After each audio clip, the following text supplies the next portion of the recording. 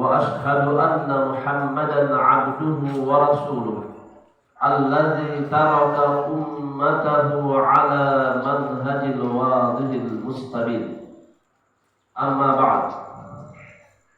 Para jamaah sekalian, semoga Allah Subhanahu wa taala senantiasa menjaga sekalian. Alhamdulillah, kita bersyukur kepada Allah karena Allah Subhanahu wa taala yang telah membangunkan kita dari tempat tidur kita untuk mengingat Allah Subhanahu wa taala.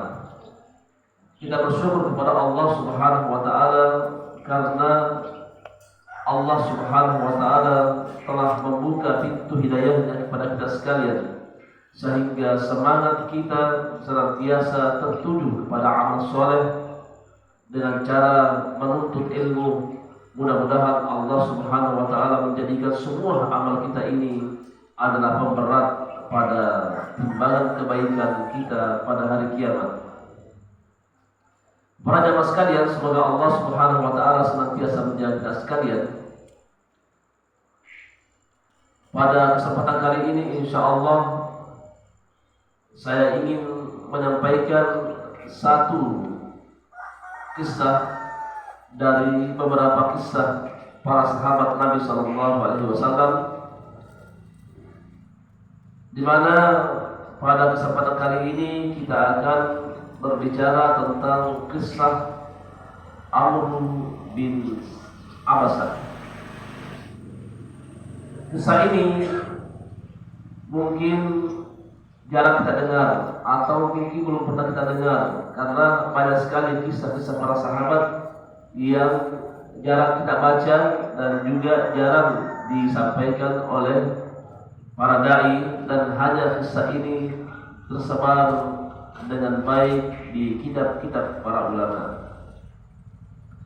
Kisah Amr bin Abi Salamah ini sebagaimana yang disebutkan oleh Imam Muslim, di mana Amr bin Abasah radhiyallahu anhu menceritakan tentang kisahnya.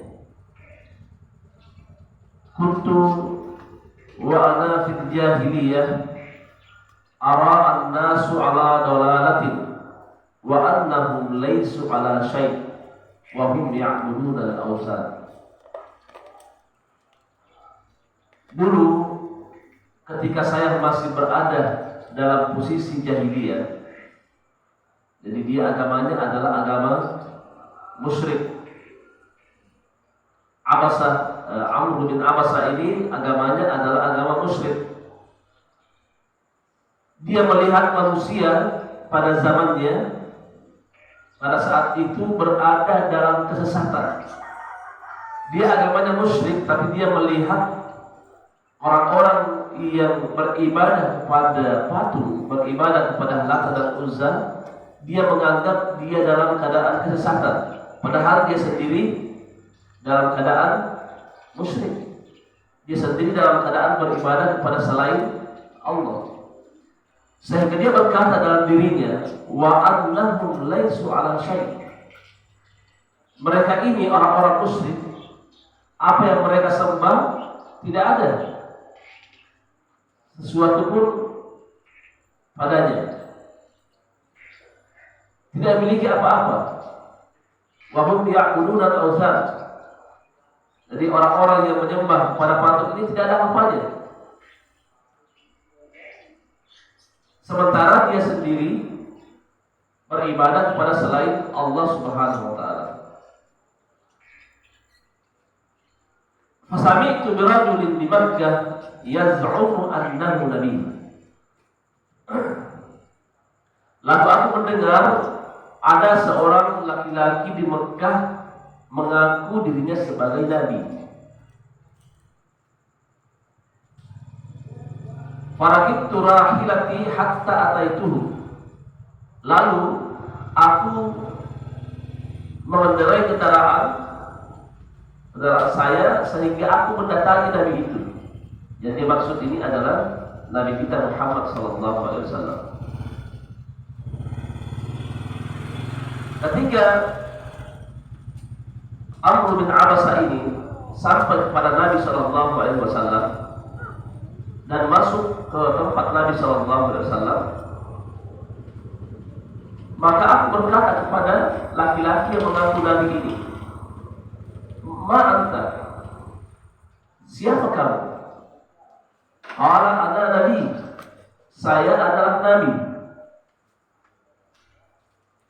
Qultu wa ma Nabi? Apa itu Nabi? Jadi belum paham. Apa itu Nabi? Qala, maka Nabi sallallahu alaihi wasallam menjawab, "Arsalani Allah azza wa jalla." Allah Subhanahu wa taala yang mengutus aku. Nabi itu artinya Allah Subhanahu wa taala yang mengutus aku.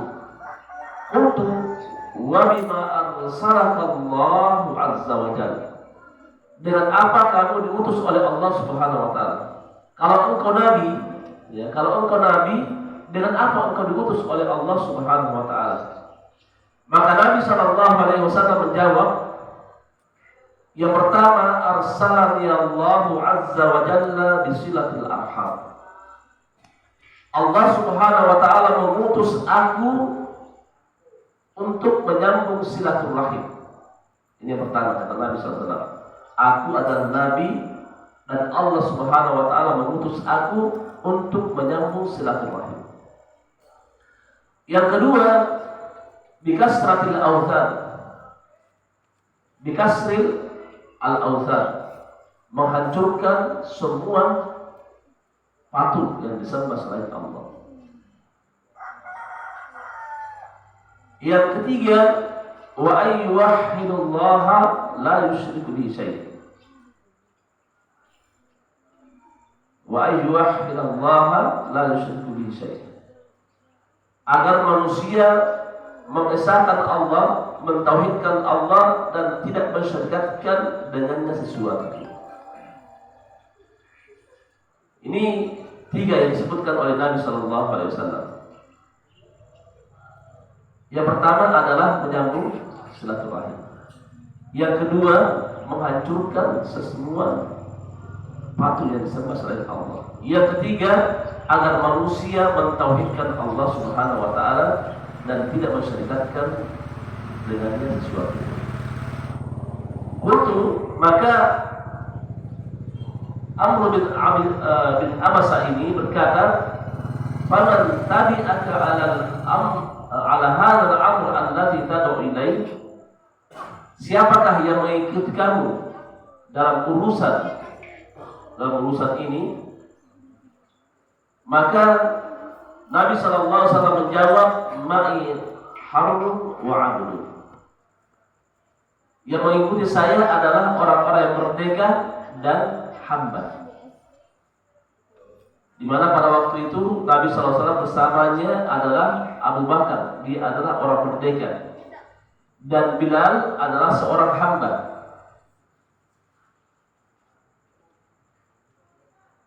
Kemudian setelah Nabi sallallahu alaihi wasallam menyebutkan bahwa saya adalah nabi diutus oleh Allah Subhanahu wa taala, kemudian aku diutus oleh Allah untuk menyampaikan menyambung silaturahim, kemudian menghancurkan semua sembahan selain Allah, mentauhidkan Allah Subhanahu wa taala.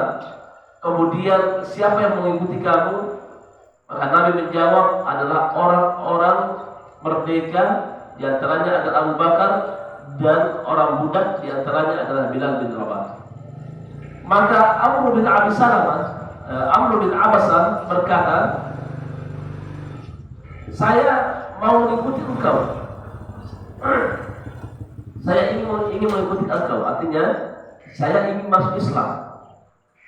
Kata Nabi SAW, "Sekarang ini engkau belum bisa.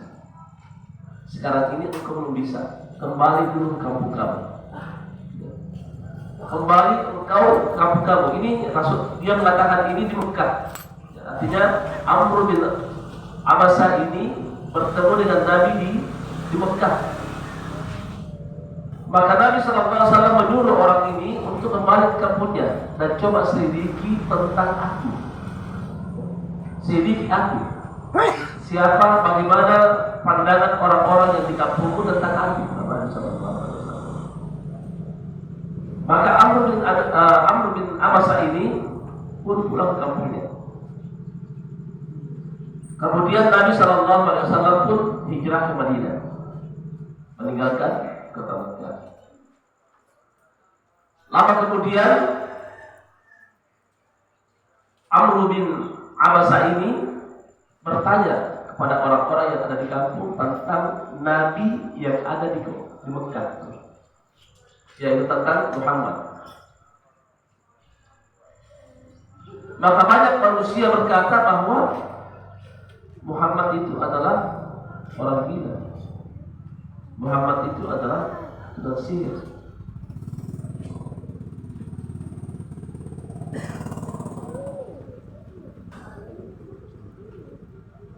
Dan juga banyak juga orang yang mengatakan bahwa Muhammad itu adalah orang yang baik.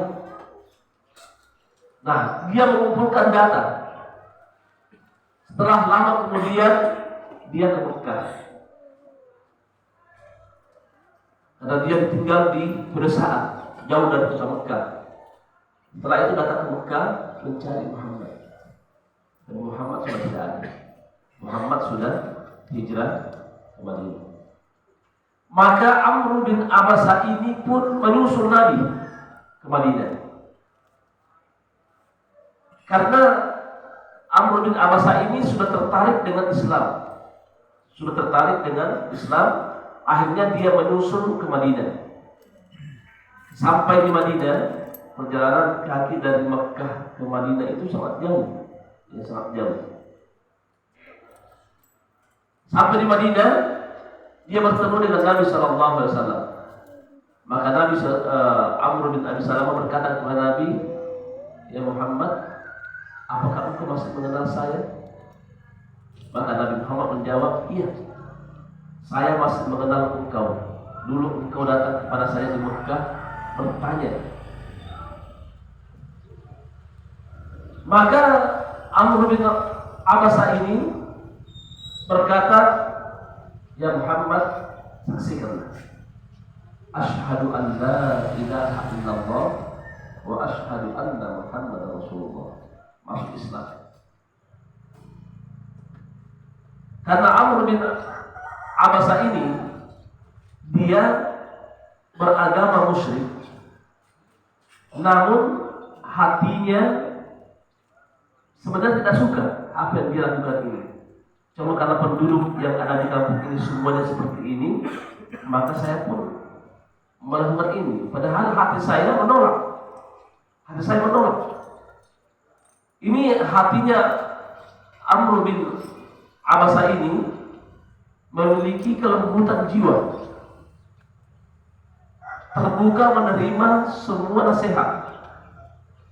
Ketika Nabi SAW memberikan nasihat bahwa saya seorang Nabi, saya adalah diutus oleh Allah Subhanahu Wa Taala dengan ini, maka dia pun siap masuk Islam. Maka saya ingin mengikuti engkau. Maka kata Nabi, pulang dulu kamu selidiki dulu tentang saya. Siapa saya? Bagaimana pandangan kaum kamu, masyarakat yang ada di kampung kamu? Akhirnya Amr bin Abasa ini sudah positif, dia ingin masuk Islam. Nah, di sini menunjukkan bahwa ada sebahagian manusia dia berbuat kesalahan, tapi sebenarnya hatinya dia benci terhadap apa yang dia lakukan. Ada di kampung-kampung ada manusia sebenarnya berbuat syirik kepada Allah Subhanahu Wa Taala. Cuma belum sampai kepadanya dakwah. Kalau ada yang menyampaikan dia nasihat bahwa hal ini tidak baik, maka dia akan segera untuk meninggalkan perbuatan tersebut. Kemudian setelah dia masuk Islam, maka Amr bin Abasa berkata kepada Nabi SAW, "Ya Rasulullah, ajarkan aku tentang sholat." Maka Nabi SAW mengajarkan dia tentang sholat. Nabi mengajarkan tentang waktu-waktu sholat. Nabi mengajarkan tentang tata cara sholat. Kemudian setelah itu dia bertanya lagi, ya Rasulullah, ajarkan aku bagaimana cara berwudu. Ajarkan aku bagaimana cara berwudu. Maka Nabi SAW pun diajarkan oleh Nabi SAW tentang cara berwudu. Setelah dia belajar tentang cara berwudu, maka dia sudah mulai belajar.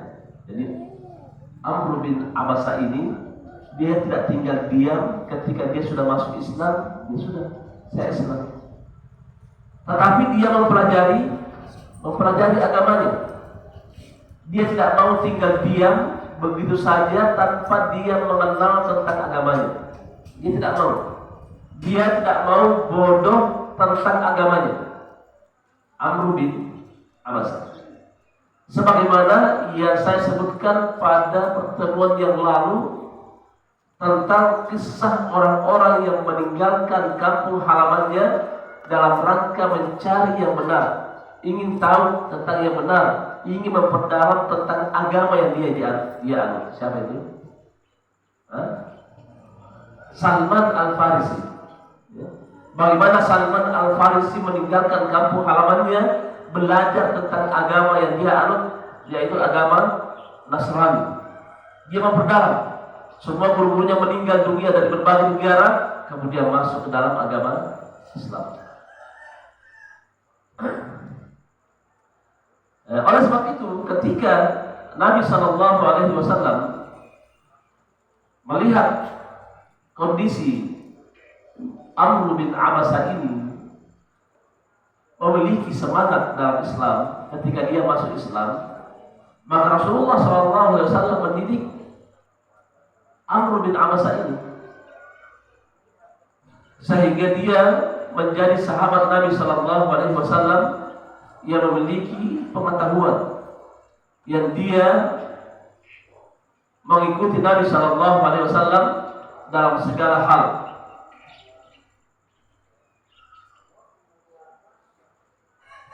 Dan juga banyak sahabat-sahabat yang lainnya yang memiliki semangat yang tinggi setelah dia masuk ke dalam Islam. Oleh karena itu, kita sebagai umat Nabi Muhammad SAW, setelah kita mengaku Islam dan mengaku kita adalah umat Nabi Muhammad SAW, jangan tinggal diam, belajar. Pelajari tentang agama kita. Apa yang diajarkan oleh agama kita itu banyak. Salah satu di antaranya adalah tentang rukun Islam. Rukun Islam itu dalamnya ada sholat, ada tauhid, ada sholat, ada zakat, ada puasa, ada haji. Rukun Islam. Maka kita harus mempelajari sebagaimana Amr bin Abasa ketika dia masuk Islam, meninggalkan semua penyembahan kepada selain Allah Subhanahu wa taala, dia bertauhid, maka dia minta untuk diajarkan tentang masalah sholat. Amr bin Abasa tidak berkata, ya Rasulullah, saya sudah masuk Islam, kalau begitu saya pulang. Tetapi Nabi Amr bin Abasa dia belajar kepada Nabi Sallallahu Alaihi Wasallam. Oleh sebab itu kita ini harus memiliki semangat. Kalau para sahabat Nabi Sallallahu Alaihi Wasallam bersemangat untuk belajar kepada Nabi, sementara bahasa Nabi adalah bahasa Arab dan dia pun belajar kepada Nabi, bagaimana kita? Kita tidak bisa berbahasa Arab, tidak bisa membaca kitab yang berbahasa Arab.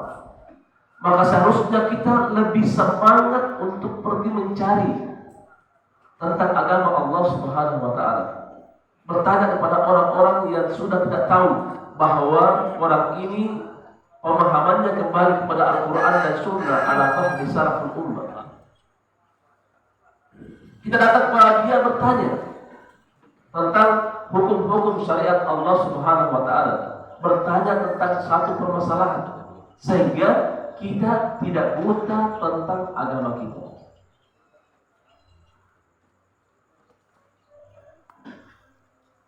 Kaum muslimin pada zaman sekarang ini, alhamdulillah, sudah memiliki semangat yang tinggi untuk belajar.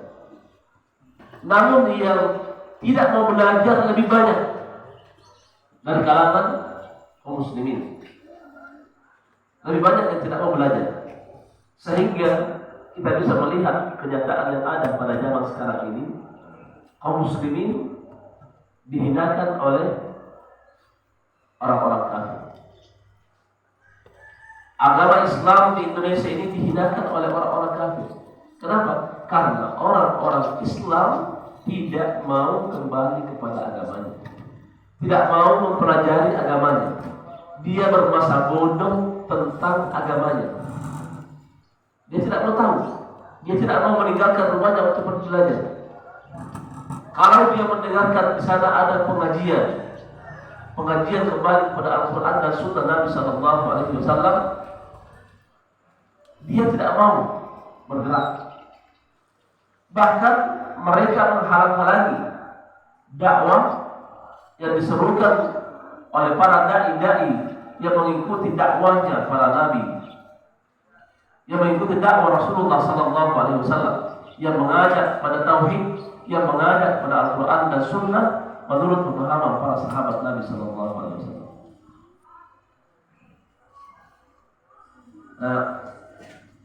Jadikanlah diri kita ini, Amr bin Abasah adalah contoh bagi kita sekalian.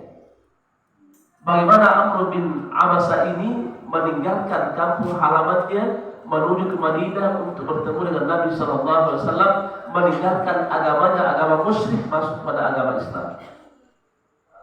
Dan bagaimana Amr bin Abasah ini ketika dia meninggalkan agamanya dan masuk dalam agama Islam, dia harus mempelajari, memperdalam tentang agamanya. Belajar. Apalagi di Bekasi ini, alhamdulillah, dakwah kembali kepada Al-Quran dan Sunnah Nabi yang mulia alaihi salatu wassalam, Masya Allah, tersebar. Dan jangkauan kita mencari ilmu ini tidak jauh. Di Bekasi saja banyak, tidak jauh untuk mencari. Tidak perlu kita berjalan naik motor sampai 2 jam atau 1 jam. Paling lama kalau di Bekasi naik motor 40 menit sampai tempat tujuan. Enak. Bukan jalan kaki, tapi naik motor, naik mobil, pakai AC, nikmat. Kalau kita membaca sejarah Salman Al-Farisi, bagaimana perjuangan dia jalan kaki melintasi satu negara ke negara lain dalam rangka mencari ilmu, mencari kebenaran. Faedah yang bisa kita ambil dari kisah ini, yang pertama, risalah dakwah Nabi Sallallahu Alaihi Wasallam, risalah dakwah Nabi Sallallahu Alaihi Wasallam itu 2: memperkenalkan hak seorang hamba dan hak Allah Subhanahu Wa Taala. Memperkenalkan hak seorang hamba dan hak Allah Subhanahu Wa Taala. Hak seorang hamba yaitu tentang menyambung silaturahim, dan hak Allah Subhanahu Wa Taala meninggalkan semua sesembahan selain Allah Subhanahu Wa Taala dan mentauhidkan Allah Subhanahu Wa Taala. Nah, inilah pokok dakwah Nabi Sallallahu Alaihi Wasallam. Sebagaimana Rasulullah Sallallahu Alaihi Wasallam pernah bertanya kepada Mu'adz bin Jabal, sebagaimana dalam hadis yang diriwayatkan oleh Imam Al-Bukhari dan Muslim dari jalan Mu'adz bin Jabal radhiyallahu anhu, dia pernah berkata, Rasulullah pernah berkata kepada Mu'adz bin Jabal, "Ya Mu'adz, hal tadri ma haqqullahi 'alal 'ibad wa ma haqqul 'ibad 'ala Allah?" Wahai Mu'adz, apakah engkau tahu apa itu hak Allah terhadap hambanya dan apa hak seorang hamba terhadap Allah Subhanahu Wa Taala? Maka Mu'adz menjawab, Allah wa rasuluhu a'lam. Allah dan Rasulnya yang lebih tahu.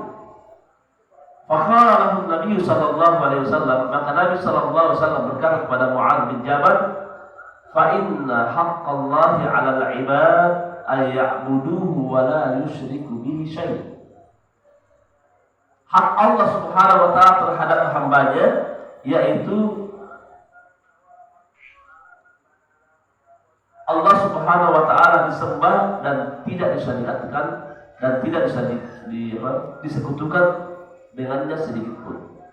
Ini hak Allah terhadap hambanya, agar Allah Subhanahu wa taala disembah dan tidak disekutukan dengannya sedikit pun. Wa haqqul ibadi 'ala Allah an la yu'adziba man la yusyrik bihi syai'an.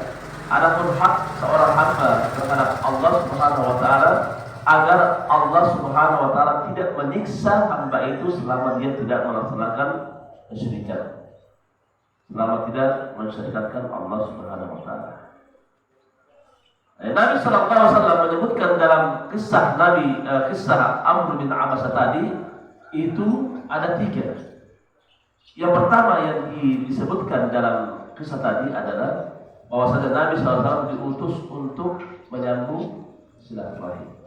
Ini agama kita. Nabi SAW diutus untuk menyambung silaturahim dengan keluarga. Maka jangan sampai kita sebagai seorang muslim, seorang muslimah memutuskan silaturahim dengan keluarga. Apalagi kalau kita sudah ngaji, seharusnya yang sudah ngaji itu lebih semangat untuk menyambung silaturahim dengan keluarga. Menghubungi orang tuanya, menghubungi adiknya, menghubungi kakaknya, menghubungi tantenya atau omnya, menghubungi sepupunya. Karena ini menyambung silaturahim. Silaturahim artinya hubungan yang ada, hubungan darah dengan kita, keturunan. Orang yang menyambung silaturahim berarti orang ini telah melaksanakan amal soleh. Karena silaturahim ini adalah perintah Nabi Sallallahu Alaihi Wasallam. Semua yang diperintahkan oleh Nabi Sallallahu Alaihi Wasallam adalah amal soleh. Siapakah yang memerintahkan kita untuk menyambung silaturahim? Allah dan Rasulnya. Allah memerintahkan kita menyambung silaturahim di dalam Al-Quran. Dan juga Nabi Sallallahu Alaihi Wasallam menganjurkan umatnya agar dia senantiasa menyambung silaturahim. Jadi semangat. Kita harus senantiasa ada dalam jiwa kita. Setiap pribadi seorang harus memiliki semangat. Kalau di antara saudara, adik kita atau kakak kita ada sedikit permasalahan, maka jangan kita biarkan itu retak terus menerus sampai hari kiamat. Jangan. Tapi kita hubungi. Kita hubungi. Kalau kakak kita bermasalah, maka segera hubungi kakak kita. Jangan kita, saya nggak mau. Dia jahat sama saya. Jangan. Dia jahat sama kita berbuat baik kepada dia. Kalau dia berbuat jahat sama kita, dia akan bertanggungjawabkan di hadapan Allah. Tapi kita, kalau berbuat jahat sama dia juga, kita bertanggungjawabkan di hadapan Allah. Maka kita harus berbuat baik kepada dia. Karena kita akan bertanggungjawabkan di hadapan Allah Subhanahu wa taala. Kebaikan dibalas dengan kebaikan, keburukan dibalas dengan kebaikan, jangan dibalas dengan keburukan. Sambung silaturahim. Apalagi orang tua kita harus selalu untuk menemui atau menghubungi mereka. Kalau dia ada di tempat kita sekarang ini, kita harus senantiasa berhubungan dengan baik dengan orang tua kita. Jangan orang tua kita ada di dekat kita lalu kita sakiti dia, jangan. Tapi kita harus senantiasa berbuat baik kepada dia. Kalau dia jauh dari kita, dia ada di kampung, maka selalu kita telepon. Ya. Selalu kita telepon orang tua kita tentang keadaan dia. Ini namanya menyambung silaturahim. Jangan kita mau telepon orang tua setiap hari. Telepon. Jangan berpikir, waduh, kalau orang tua selalu telepon habis 20 Jangan pelit sama orang tua. Hubungi, karena ini adalah silaturahmi dengan orang tua. Apalagi om kita, tante kita, harus dihubungi karena dia adalah keluarga yang dekat dengan kita. Apakah itu saudara dari bapak kita atau saudara dari ibu kita, hubungi. Karena dia adalah keluarga dekat dengan kita, yang kita disuruh, diperintah oleh Allah dan Rasulnya untuk bersilaturahmi dengan dia.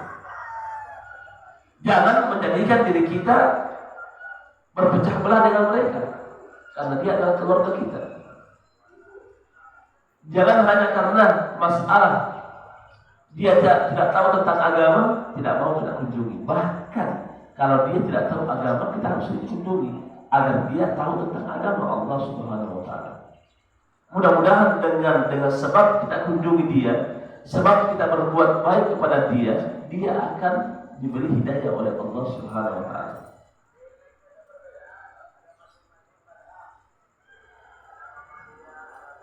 Kemudian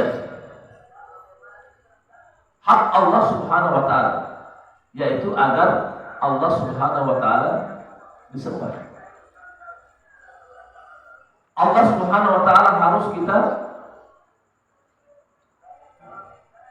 jadikan dia adalah sesembahan kita. Jangan kita tinggalkan Allah Subhanahu wa taala. Setelah kita mengaku Islam, sembah Allah dengan cara melaksanakan sholat, ruku dan sujud hanya kepada Allah Subhanahu wa taala. Dan hilangkan semua keyakinan-keyakinan dalam jiwa kita ini, keyakinan yang batin. Kalau ada dalam hati kita keyakinan cincin ini bisa membuat kita selamat, karena masih ada di masyarakat kita, dia punya keyakinan cincin ini dari seorang dukun ini bisa menyelamatkan saya. Ini adalah kesyirikan. Buang dari hati kita. Semua bentuk penyimpangan ini buang dari hati kita. Ada juga yang percaya sama batu, ya. Batu diletakkan di kantong dia. Batu ini kalau saya pergi kemana saya selamat. Ini harus dibuang dari hati kita, karena ini tauhid. Keyakinan ini adalah kesyirikan. Kita harus buang. Ada juga orang punya keyakinan bahwa kris ini berisi. Kalau saya letakkan di rumah saya ini, maka tidak ada kemudaratan bahaya yang akan menimpa dalam rumah. Ini adalah kesyirikan. Harus dibuang dari hati kita. Tinggalkan ini semuanya. Karena semua perbuatan ini adalah bentuk kesyirikan yang akan menghalangi kalimat la ilaha illallah dalam hati kita. Kalau semua ini kita sudah buang, la ilaha, tidak ada Tuhan yang berhak disembah, ini semua kita buang dalam hati kita. Artinya keyakinan-keyakinan atau khurafat yang ada dalam hati kita yang seperti ini kita buang, baru kita masukkan illallah, kalimat tauhid dalam jiwa kita. Karena tauhid dan kesyirikan tidak pernah bersatu dalam jiwa seorang muslim. Tidak pernah bersatu.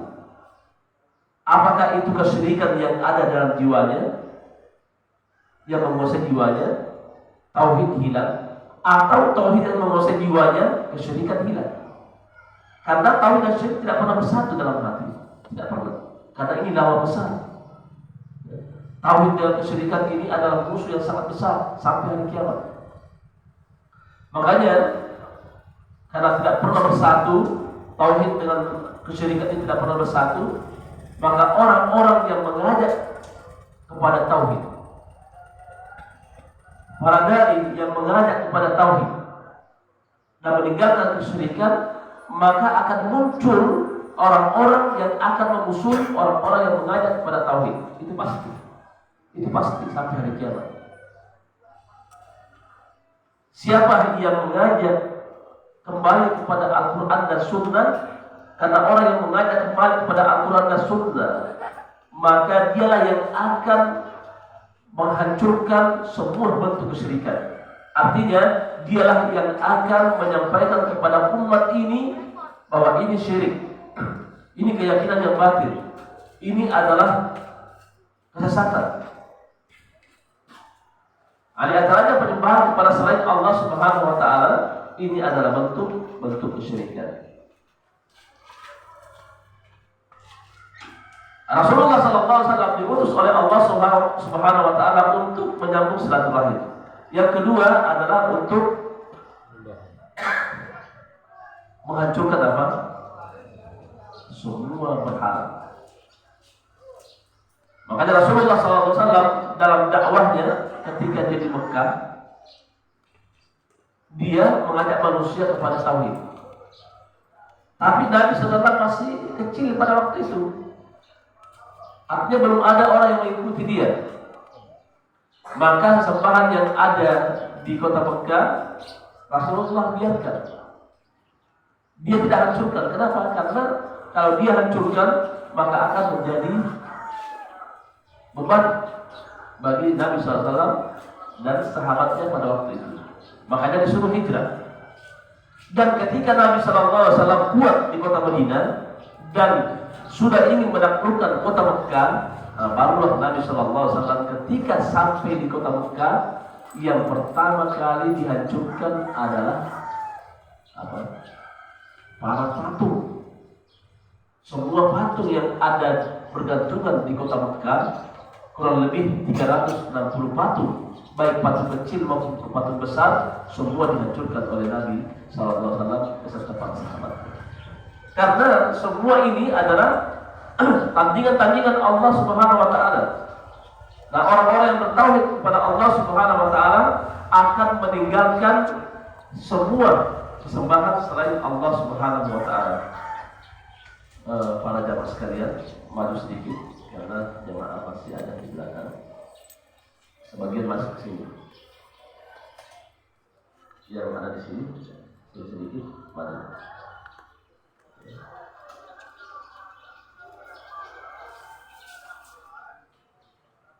Ada lagi masih banyak kosong. Biar di belakang bisa masuk.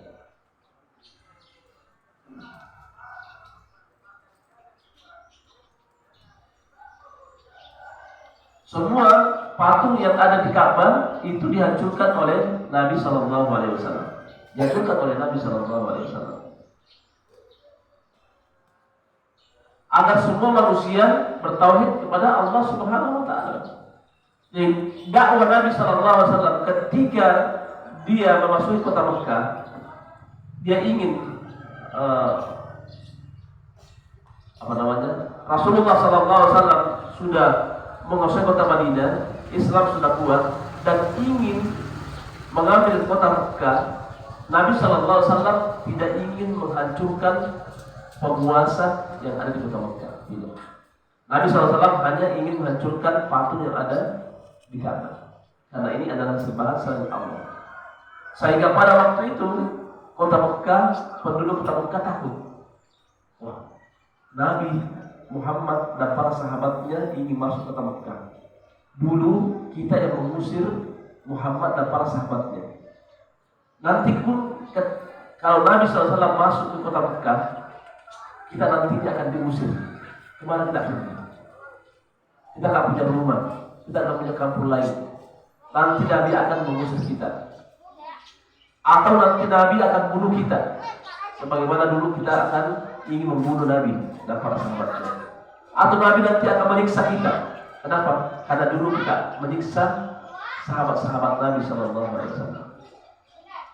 Semua masyarakat kota Mekah pada waktu itu, agamanya adalah agama musyrik, berpikir nanti kita akan diusir oleh Nabi, nanti kita akan disiksa oleh Nabi, nanti kita akan dibunuh oleh Nabi, sebagaimana dulu kita mengusir Nabi, dulu kita hina Nabi, dulu kita siksa sahabat Nabi Sallallahu Alaihi Wasallam, dulu kita membunuh sahabat Nabi Sallallahu Alaihi Wasallam. Semua pikiran demikian, sehingga ketakutan.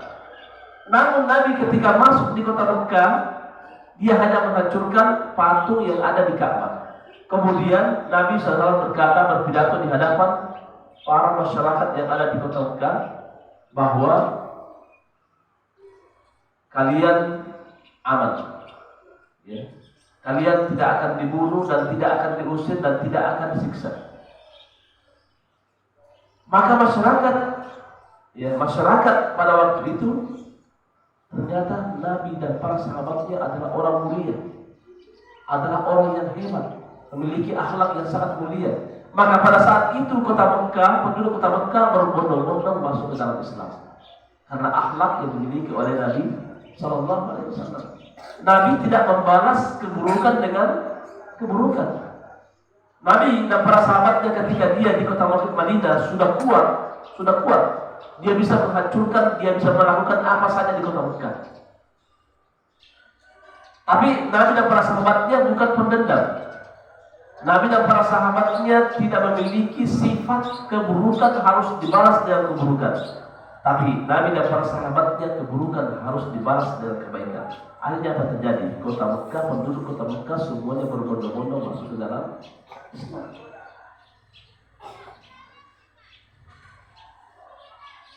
Nah, ini faedah yang pertama, bahwasanya dakwah Nabi Sallallahu Alaihi Wasallam adalah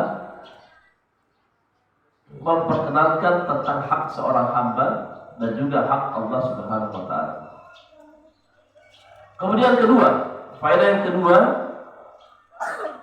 muharibatu mazahirus syirk. Memusuhi tanda-tanda kesyirikan atau memerangi tanda-tanda kesyirikan. Nabi Sallallahu Alaihi Wasallam menghancurkan semua patung. Ini adalah tanda-tanda kesyirikan, bentuk-bentuk kesyirikan dihancurkan oleh Nabi Sallallahu Alaihi Wasallam, diperangi oleh Nabi Sallallahu Alaihi Wasallam. Maka kita tidak boleh membuat patung. Membuat patung itu adalah haram. Membuat patung itu adalah hukumnya haram. Tidak boleh. Tidak boleh ada patung di dalam rumah kita. Oleh karena itu tidak boleh kita membeli sesuatu yang bentuk bernyawa yang kita muliakan, kecuali bentuk yang bernyawa namun kita gunakan sebagai mainan seperti boneka, dipakai main-main sama anak-anak, kadang ditendang, dilempar, itu tidak apa-apa, kadang dihilangkan. Namun apabila kita membeli sesuatu dipajang, ini tidak boleh dipajang. Patung bentuknya apa saja, kalau hanya untuk dipajang tidak boleh. Karena kita melihat masih banyak di rumah-rumah kaum muslimin itu masih banyak patung. Sekalipun tidak disembah, tapi tidak boleh ada patung dalam rumah kita, karena tidak ada malaikat yang masuk. Terkadang kita melihat ada meja, tapi banyak gambar di dalamnya. Gambar saja, belum. Bagaimana kalau itu memang bentuk patung? Itu jangan. Sehingga ada orang yang bertanya, bagaimana kalau saya punya tabungan dari bentuk apa? Ayam, ya, dari bentuk apa? Ya, bentuk ayam, ya. Sudah saya isi, ini sudah bertabungan. Ya, hancurkan sekarang, ambil isinya. Hancurkan, ambil isinya, ya. Ganti dengan tabungan yang baru, yang bukan bentuk makhluk yang bernyawa. Ya, ganti. Waduh, saya beli kayu mahal. Ya. Jangan berpikir mahal. Tauhid, ya. Kita ingin memperbaiki tauhid kita, itu lebih mahal, lebih indah daripada kita berada dalam bentuk-bentuk kesyirikan. Daripada patung, mana lebih indah, lebih baik malaikat yang masuk ke rumah kita atau syaitan yang masuk ke rumah kita, mana lebih baik? Hah? Lebih baik malaikat. Kalau lebih malaikat hancurkan itu, ya, hancurkan itu. Tapi kalau kita senang iblis jin masuk rumah kita, ya pelihara. Karena jin suka kepada tinggal bermalam di tempat-tempat yang bergambar, bernyawa atau patung. Nah ini harus kita hancurkan. Kalau di negeri kita ini belum bisa kita melakukan hal ini karena kaum muslimin belum tahu tentang agamanya. Kita lihat patung banyak disembah atau tidak disembah, apalagi kalau disembah ya harus dihancurkan. Tetapi di negeri kita nggak bisa karena kaum muslimin belum tahu tentang agamanya. Kalau kita hancurkan, bukan orang kafir yang akan menghancurkan kita. Yang menghancurkan kita siapa? Sesama Islam, karena kita belum paham. Makanya dakwah tauhid ini harus senantiasa disebarluaskan. Dakwah tauhid. Jangan dibiarkan dakwah tauhid terdiam, harus disebarkan. Ya. Kalau bisa di seluruh masjid itu ada dakwah tauhid. Karena ini adalah dakwah para nabi dan rasul. Sehingga kaum muslimin tahu bahwa ini tidak benar, ini salah, ini adalah kesyirikan. Ya sehingga kita sekarang melihat pengajian-pengajian di masjid, kita lihat pengajian cuma banyaknya fikih, akhlak, tauhid tidak ada, tauhid tidak ada, sehingga masyarakat tidak tahu. Oh, cincin tidak boleh diyakini, kalung tidak boleh diyakini bahwasanya ini bisa memberikan manfaat dan mudarat.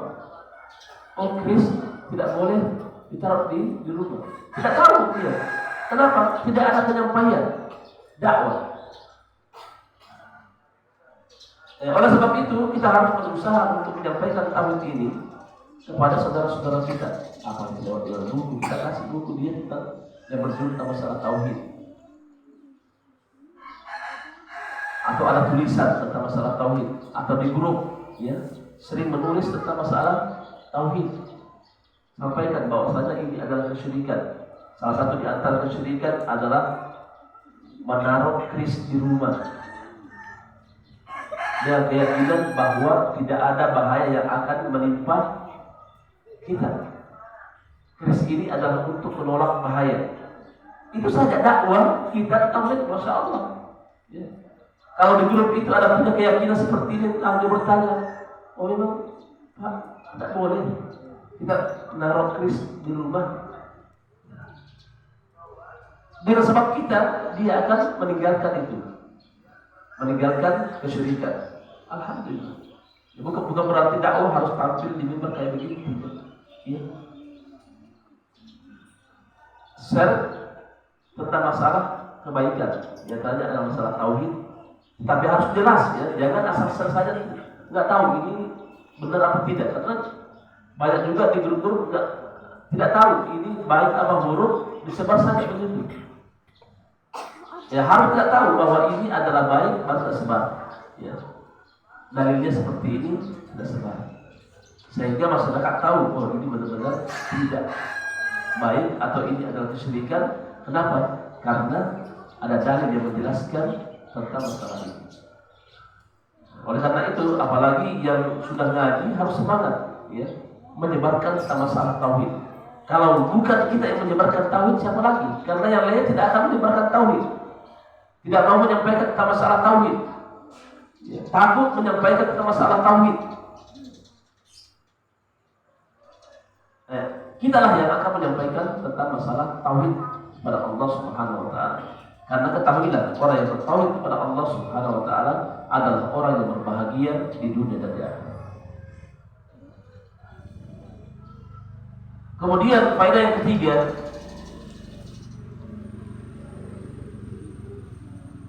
bahwasanya ada manusia yang Allah Subhanahu wa taala beri cahaya dalam jiwanya dan ingin mencari hidayah itu.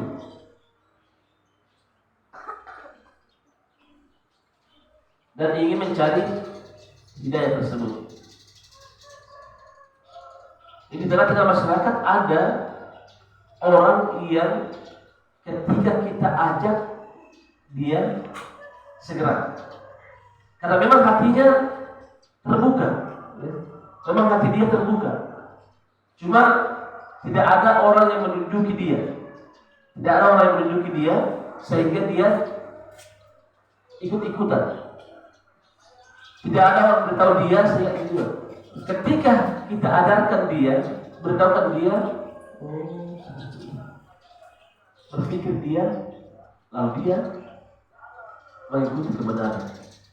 Sebagaimana Amr bin Abasa, dia hatinya baik, hatinya terbuka, tapi dia menyembah selain Allah, dia masih musyrik. Tapi dia tahu, ini sebenarnya salah.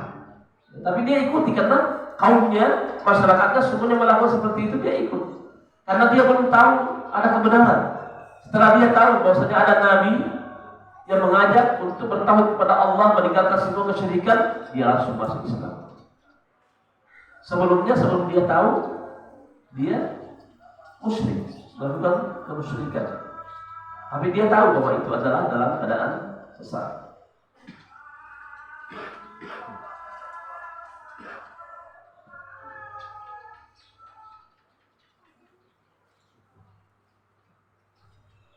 Kemudian yang keempat, kita harus memiliki perhatian yang besar tentang urusan agama kita. Kita harus memiliki perhatian yang sangat besar tentang urusan agama kita.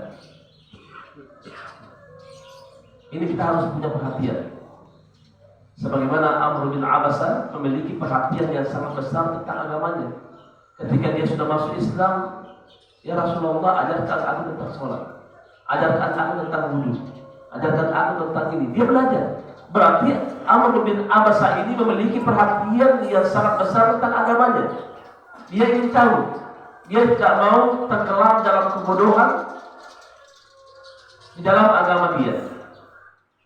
Makanya dia belajar. Jadi juga kita sebagai seorang muslim, seorang muslimah, semangat belajar. Jangan tinggal diam. Jangan tinggal diam. Belajar sampai Allah Subhanahu wa taala memanggil kita. Sampai di sini pelajaran kita tentang kisah Amr bin Abasa